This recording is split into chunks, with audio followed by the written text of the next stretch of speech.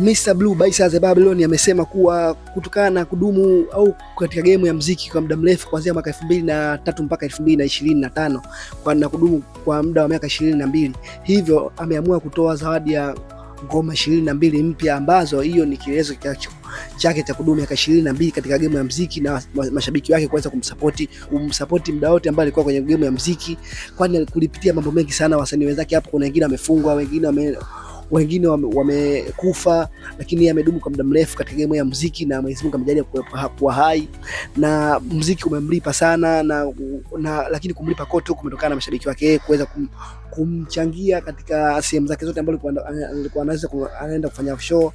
Kwa hiyo kutokana na mapato yake anasema mimi pesa anasema pesa zake ambazo anazipata yeye sio yote bila mashabiki wake.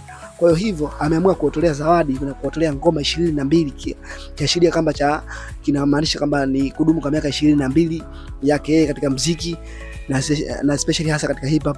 Na hivyo Mr. Blue amesema ngoma hizo 22 ataziachia katika vipindi tofauti tofauti, na hasa ataanza kuachia ngoma 24 mpaka zinaisha kwa mwaka huu 2025, na amesema soon tu ataanza zoezi hilo la kuachia hizo ngoma. Hivyo tuanze kujiandaa kusikiliza magoma hayo ya Mr. Blue. Na huo kwa upande wa Mr. Blue. Vipi kwa upande wa wasanii wengine? Na kuachia wewe mtazamaji wa Maisha Safari Channel, kama bado hujasubscribe basi subscribe, pia bonyeza alama kengele ili wa kwanza kupata habari zetu pale tunapopost Asha Muslim na Achia Gia.